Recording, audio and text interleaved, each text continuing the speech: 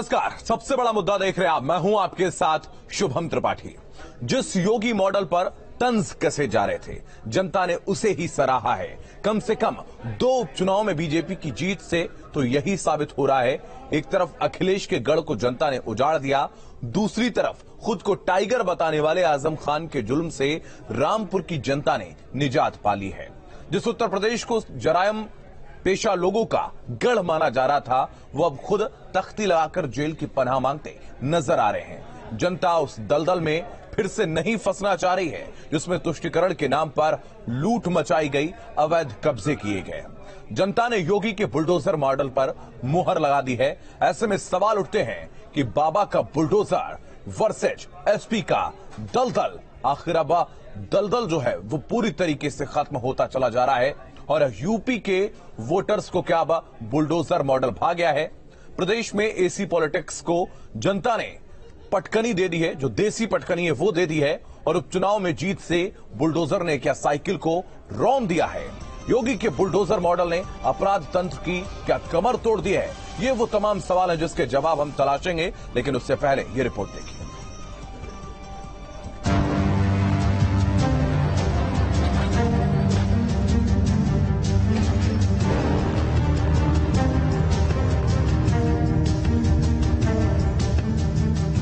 इन 3 तस्वीरों को देखकर आप अंदाजा लगा सकते हैं कि बाबा का बुलडोजर रुकने वाला नहीं है। प्रदेश में जहां जहां अवैध कब्जा होगा वहां बुलडोजर अपना काम करता रहेगा। लगातार अपराधियों पे कार्रवाई, कड़ी कार्रवाई की जा रही है। जो अपराध में संलिप्त पाए जा रहे हैं उनकी गिरफ्तारी कर उनको जेल भेजा जा रहा है। उपचुनाव में मिली जीत भी इस बात की तस्दीक कर रही है कि जनता का आशीर्वाद योगी मॉडल के साथ है। तो भाइयों बहनों, विकास भी और बुलडोजर भी समान रूप से चलेगा। गरीबों की संपत्ति भी उन्हें वापस करते हुए जिन लोगों ने सत्ता का दुरुपयोग किया था उसकी सजा भी सरकार उनको दी है। यहाँ पर किसी के साथ न जाति के नाम पर, न मत के नाम पर, न मजहब के नाम पर, न लिंग के नाम पर किसी प्रकार का कोई भेदभाव नहीं। विकास सबका होगा, लेकिन तुष्टीकरण किसी का नहीं होगा। दरअसल जब से योगी की सरकार आई है, लगातार एक्शन में सरकार नजर आ रही है। चाहे कोरोना काल हो या अवैध कब्जे और माफिया पर बुलडोजर एक्शन, ये तमाम कवायद जारी हैं। माफिया अतीक अहमद के कब्जे से मुक्त कराई गई जमीन पर गरीबों के आशियाने का सपना पूरा होने जा रहा है। हम इस वक्त प्रयागराज के लूकरगंज में उसी प्लॉट पर मौजूद हैं जिसका भूमि पूजन खुद मुख्यमंत्री योगी आदित्यनाथ ने 2022 चुनाव से पहले किया था और गरीबों के लिए आवास, इस जमीन पर आवास उपलब्ध कराने का आदेश दिया था। यही नहीं, अपराधी तख्ती लगाकर खुद जेल की पनाह मांगते नजर आते हैं। ये यूपी में कभी नहीं हुआ था। पुरानी और नई सरकारों की कार्यशैली का अंतर शीशे की तरह साफ है। जनता जान गई है कि एसी कमरों में बैठने वाले जनता के रहनुमा नहीं बन सकते। खुद विरोधी दल के नेता भी यही मानते हैं। देखिए, ये उनका अपना व्यक्तिगत सुझाव हो सकता है, अपनी व्यक्तिगत टिप्पणी हो सकती है। मेरा ये मानना है इस वक्त पूरे विपक्ष को एसी कमरों से निकल करके सड़क पे आना चाहिए और मुद्दों को उठा करके समाज और देश के लिए लड़ाई लड़नी चाहिए। समाजवादी पार्टी के राष्ट्रीय अध्यक्ष को इस हार से सीख लेनी चाहिए और इसी कमरे से निकल करके धरातल पे चल के संगठन का काम लोगों को लेकर के मिलकर करना चाहिए। जनता को भी समझ आ रहा है कि गलत को गलत कहना गुनाह नहीं है। जनता ने गुनहगारों का साथ देने वाले राजनीतिक दलों को भी हाशिए पर पहुंचा दिया। Team news state.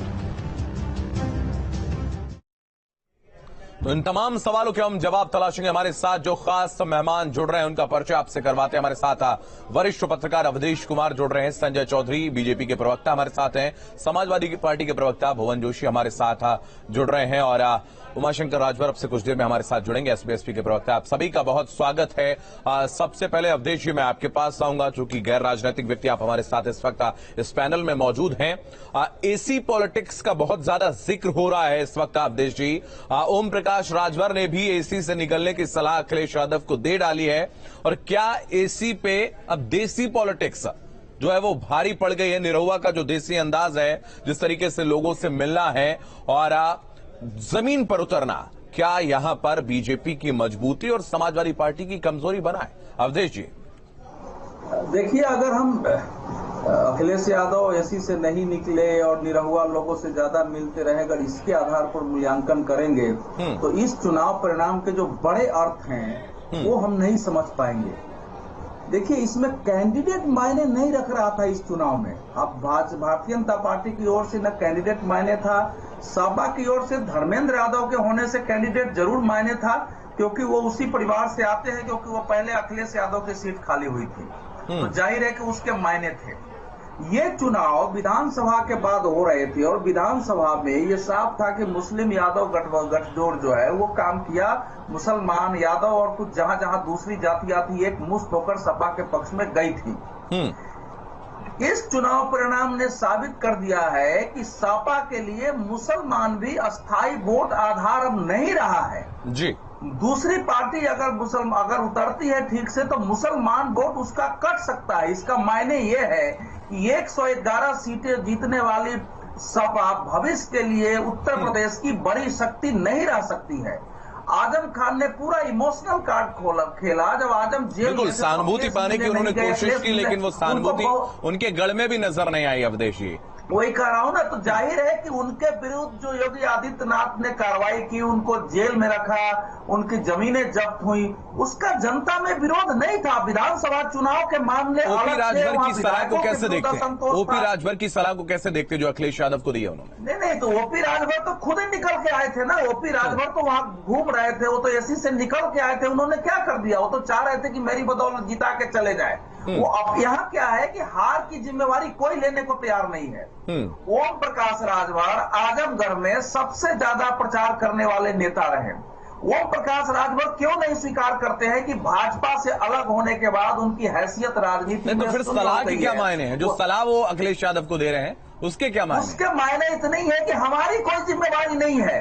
हाँ, अब मैं चलिए वो गेंद जो है वो अखिलेश के पाले में डालने की कोशिश कर रहे हैं, वापस आपके पास आएंगे। डालने की कोशिश है। अखिलेश को आना चाहिए। नेशनल जो लीडर है, चुनाव हारे या जाते सामने आना चाहिए। वापस अखिलेश ने लीडरशिप नहीं दिखाई। मुसलमानों ने बता दिया कि हम आपके साथ पूरी तरह नहीं है, और बाकी लोगों ने बता संजय चौधरी बीजेपी प्रवक्ता हमारे साथ है। संजय जी आपके पास आएंगे। सवाल यही है कि जिस तरीके से लगातार एसी वर्सेस देसी की जो बातचीत हो रही है, और अब तो चूंकि आप लोग आरोप लगाते थे कि एसी से नहीं निकलते हैं, लोगों से कार्यकर्ताओं से नहीं मिलते हैं, अब तो उनके साथ में जो गठबंधित दल के सदस्य हैं, जो दूसरा उनका गठबंधन का एक जो दल है, ओम प्रकाश राजभर की जो पार्टी है, ओम प्रकाश राजभर ऐसा कह रहे हैं। नहीं, देखिए, समाजवादी पार्टी के साथ जो भी राजनीतिक दल चुनाव लड़ा है, समाजवादी पार्टी के खिलाफ वही राजनीतिक दल हो गया है। समाजवादी पार्टी राजनीतिक दलों का उपयोग करती है, लेकिन बाद में उनको दूध की मक्खी की तरह निकालती है। हमने ये देखा है। और राजभर जी की जो इस प्रकार का वक्तव्य आया है, जिन्होंने सच्चाई से रूबरू कराया है कि अखिलेश जी एसी के रूम में बैठकर ट्विटर पॉलिटिक्स करते हैं, उसको उन्होंने कह दिया है। निश्चित रूप से इसका परिणाम आपको जमीन पर दिखेगा।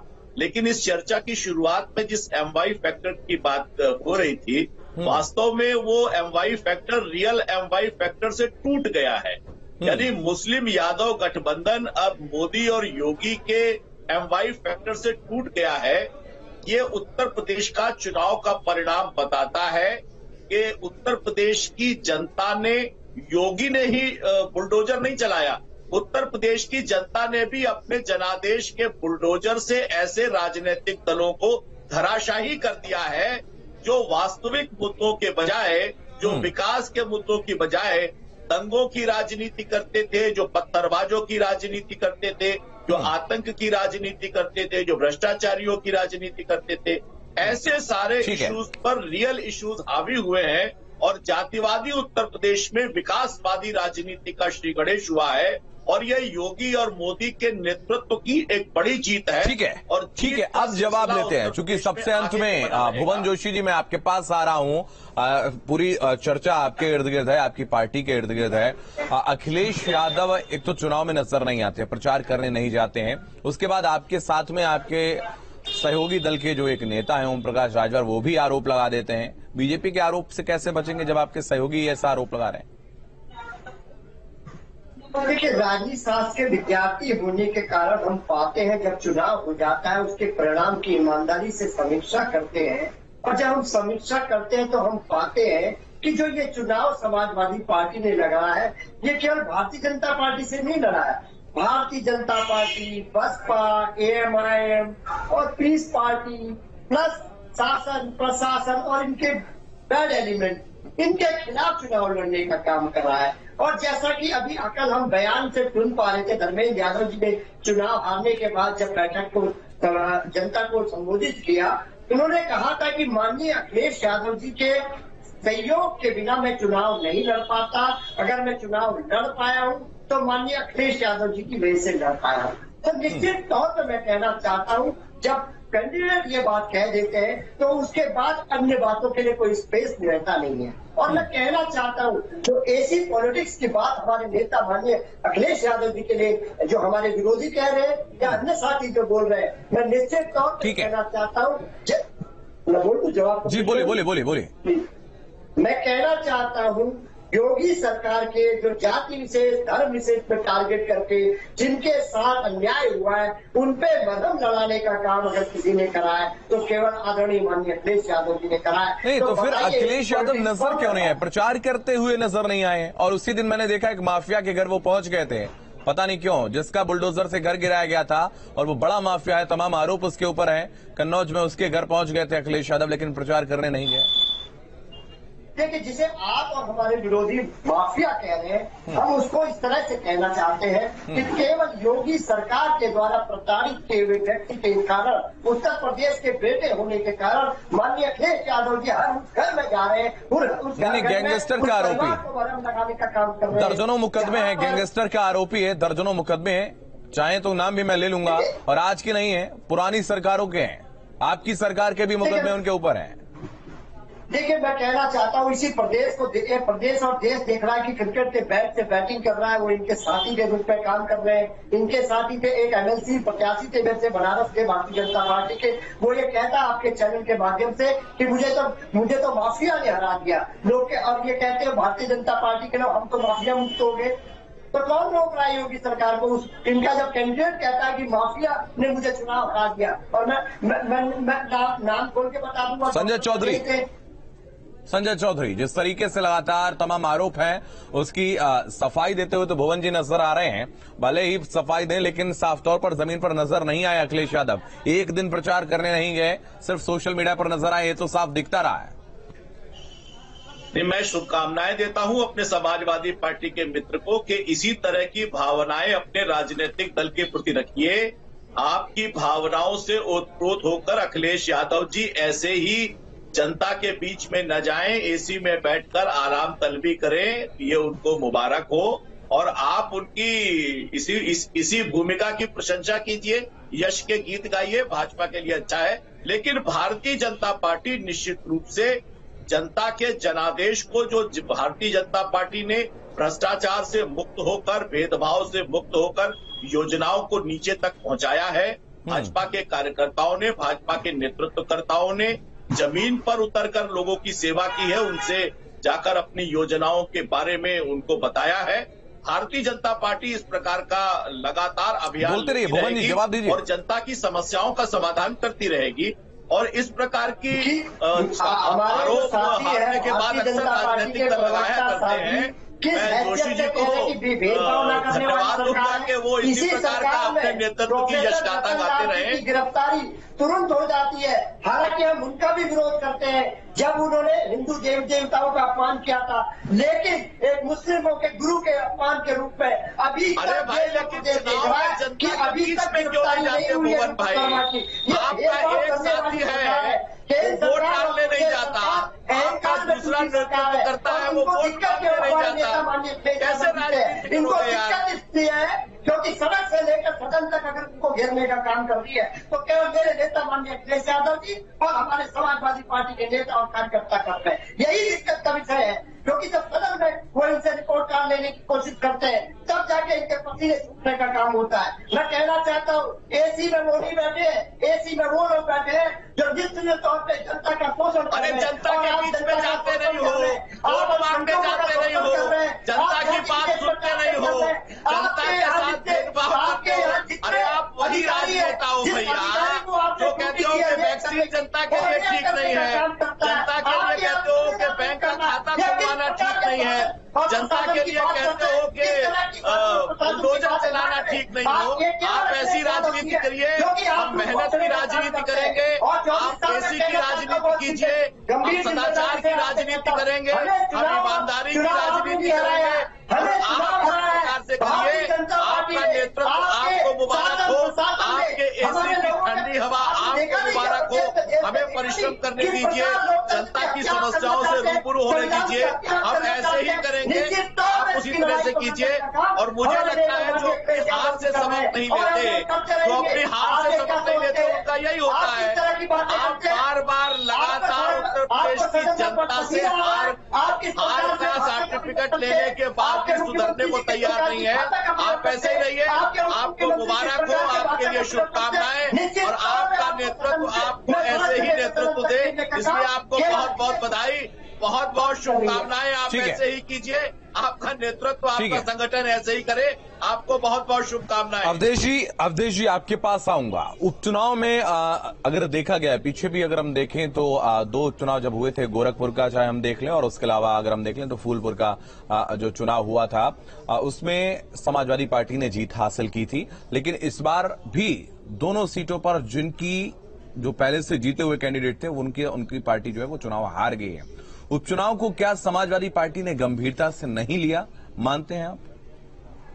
ये तो मैं नहीं मानूंगा, क्योंकि आजम खान ने रामपुर को गंभीरता से नहीं लिया होगा, ये मानने का कोई कारण नहीं है। उसी ढंग से अगर धर्मेंद्र यादव को, अपने भाई को खड़ा कराए हैं, तो उसको गंभीरता से नहीं लिया होगा। देखिए, समाजवादी पार्टी या दूसरी पार्टियां केंद्र में नरेंद्र मोदी और प्रदेश में आदित्य योगी नाथ के आने के बाद जो सामाजिक मनोविज्ञान चेंज हुआ है, लोगों के सोचने का तरीका चेंज हुआ है, जो भारत पूरा एक बदला हुआ भारत है सोच के स्तर पर, उसको समझने के लिए तैयार रही। अब ये कह रहे हैं कि हमको तो बसपा से लड़ना है, फलाना से लड़ना है। अरे भाई, ऐसा थोड़े होता है कि एक समाजवादी पार्टी को जिताने के लिए सभी पार्टियां अपनी बलि चढ़ा दे तब आप जीतेंगे। राजनीति में ऐसा ही होता है, सभी पार्टियां लड़ती हैं, उसमें परिणाम आते हैं। देखिए, 10 जून को जुम्मे के नमाज के बाद उत्तर प्रदेश में जो भीषण दंगे और हिंसा हुए, उसके विरुद्ध देश भर में आक्रोश पैदा हुआ। योगी आदित्यनाथ ने जिस कठोरता से कार्रवाई की, बुलडोजर चलाया और बाकी कार्रवाई की, जनता ने इन दोनों क्षेत्रों के मतदान से उसको समर्थन देकर जता दिया है कि हम किस ओर हैं। इसको समाजवादी पार्टी समझने के लिए तैयार नहीं है। मैं फिर कह रहा हूं, आपके चैनल से पहले भी बोल चुका हूं, विधानसभा चुनाव में भारतीय जनता पार्टी को कम सीटें आई या सपा को आई, उसके कारण अलग थे। विधायकों के विरुद्ध असंतोष था, प्रशासन के विरुद्ध था, कार्यकर्ताओं में नाराजगी थी बीजेपी की, लेकिन सबके मन में यही था कि योगी आदित्यनाथ की सरकार आए। और लोकसभा चुनाव में जो विरोधी थे वो भी कहते थे कि उस समय तो हमको कोई डाउट ही नहीं है, उस समय तो हमको बीजेपी को ही वोट देना है। तो वो दिख गया है कि 224 के पहले जो एक बदले हुए भारत का मनोविज्ञान लोगों के अंदर है, और जैसा चाहते हैं कि ऐसा राज्य में हो, उसके परिणाम एमआई फैक्टर का जिक्र भी हो रहा है। एमआई फैक्टर को हमेशा जब चुनाव होता है तो इस फैक्टर की बात जरूर होती है, मुस्लिम यादव वोटर्स की बात जरूर होती है। और जो बीजेपी ने एमआई फैक्टर की बात की, मोदी योगी फैक्टर, उसका तो जाहिर सी बात है प्रभाव है ही है, चाहे वो विधानसभा चुनाव हो चाहे लोकसभा चुनाव हो। लेकिन जो मुस्लिम यादव फैक्टर है, क्या वो कारगर साबित नहीं हुआ? क्या मुस्लिम वोटर्स जो हैं वो विधानसभा चुनाव के बाद उखड़े से नजर आ रहे हैं समाजवादी पार्टी से? देखिए, मैं विधानसभा चुनाव में घूम रहा था तो उस समय जरूर यूनाइटेड थे मुसलमान, लेकिन एक सोच चल रही थी। मैं सवाल करता था कि पूरा मुसलमान एक पार्टी के खिलाफ क्यों है, तो अलग अलग प्रकार से उत्तर आते थे। तो मैं ये मानता हूं, यहां तक कि यादवों में भी ऐसे लोग मिलते थे जिनका कहना था कि हम तो मोदीवादी हैं, बीजेपी को सपोर्ट करना चाहते हैं, लेकिन हमको माना नहीं जाएगा। तो यादवों के भी एक वर्ग में ये सोच उभर रहा था कि सरकार अच्छी चल रही है, केंद्र की सरकार अच्छी चल रही है।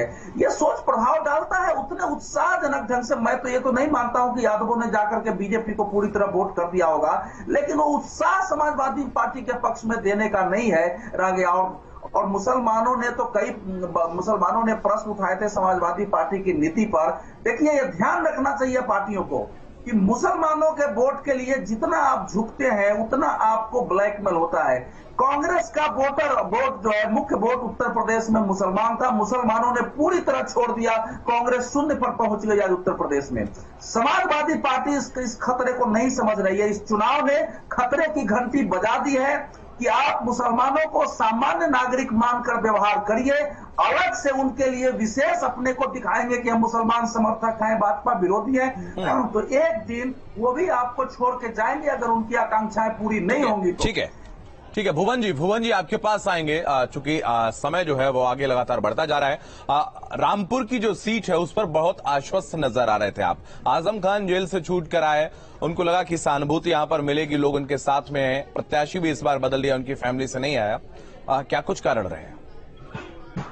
देखिए, रामपुर में सीधा है, जो बहुजन समाज पार्टी है इसने दोनों जगह क्लीन करने का काम किया। इनका एक गठबंधन अनैतिक गठबंधन जिसे मैं बार बार कहता हूँ, हमारा ये कैसा आरोप है आपका? ये कैसा आरोप है आपका? आप कहते हैं कि एक जगह चुनाव लड़ गए वो, आप कह रहे हैं कि एक जगह वो चुनाव लड़ गए इसकी वजह से हार गए, एक जगह चुनाव नहीं लड़े इस वजह से हार गए। अरे स्वतंत्र पार्टी है, ऐसे कैसे बोल देंगे कि आपके लिए कोई पार्टी लड़े ही नहीं? हाँ भुवन जी बोलिए। देखिए बहुजन समाज पार्टी का इतिहास उठा के देखिए, कभी उपचुनाव निपटते, पहला विषय तो एक। दूसरा विषय मैं आपको बताना चाहता हूँ, राष्ट्रपति के चुनाव हो, चाहे विधानसभा के चुनाव हो या कल का जो चुनाव है, इसमें स्थिति क्लियर हो चुकी है कि बसपा प्लस भाजपा, अब जो भी पार्टी है नहीं वो ये बात थोड़ी समझ से परे है। आप दोनों चुनाव हारे हैं, आप रामपुर हारे, आप आजमगढ़ हारे हैं। एक जगह आप कह रहे हैं कि बीएसपी लड़ गई हम इसलिए हार गए, एक जगह आप कह रहे हैं कि वो नहीं लड़े इसलिए हम हार गए। ये कौन सी बात है?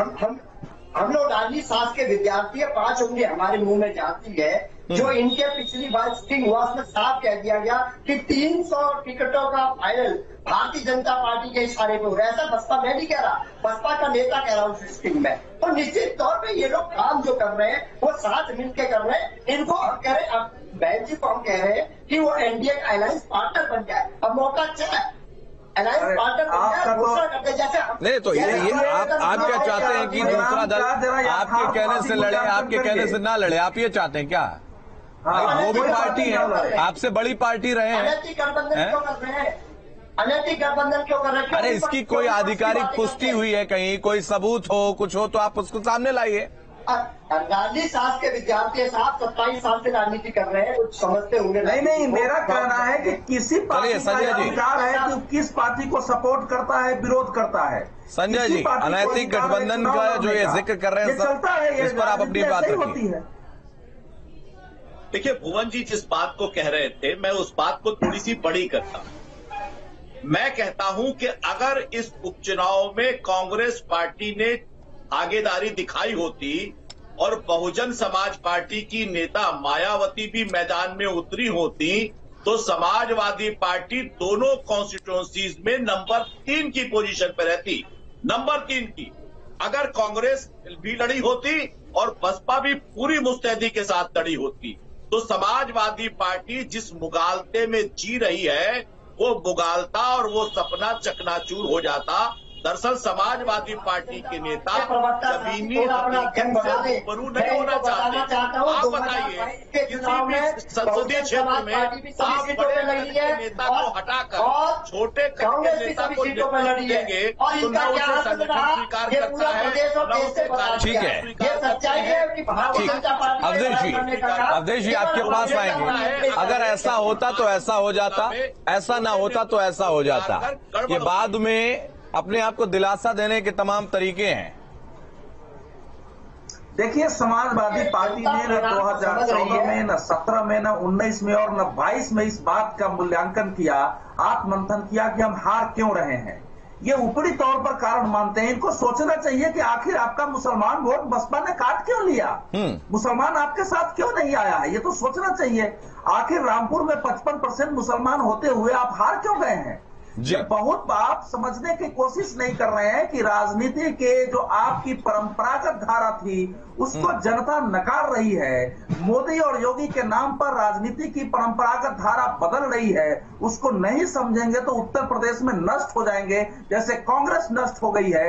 ये परिणाम आपके विनष्ट होने के लिए खतरे की घंटी है। इसको स्वीकार करिए, अपने को बदलिए और जैसी राजनीति है उसके अनुसार करने की। बिल्कुल अवधेश जी बहुत धन्यवाद। संजय चौधरी बीजेपी से हमारे साथ थे, भुवन जोशी समाजवादी पार्टी से हमारे साथ थे। आप सभी का बहुत धन्यवाद इस खास कार्यक्रम में जुड़ने के लिए। सवाल यही है कि जब अखिलेश यादव 2012 में विधानसभा का चुनाव जीत कर आए थे तो वो चेहरा नहीं थे मुख्यमंत्री का, मुलायम सिंह यादव के नेतृत्व में ही चुनाव लड़ा गया था, लेकिन उसके बाद जब से अखिलेश यादव ने नेतृत्व संभाला, चेहरा बने, उसके बाद 2017 का विधानसभा चुनाव हुआ, उसके बाद 2019 का लोकसभा चुनाव हुआ और उसके बाद 2022 का विधानसभा चुनाव हुआ है। सारे चुनाव हारे हैं और जब उपचुनाव हुआ उसमें अखिलेश यादव नदारद नजर आए, उसमें भी समाजवादी पार्टी चुनाव हार गई। तो नेतृत्व क्षमता पर सवाल उठने लाजमी है और ये सवाल लगातार उठते रहेंगे। इन तमाम सवालों के जवाब भी हम इसी तरह से तलाशते रहेंगे। इस खास कार्यक्रम में फिलहाल इतना ही।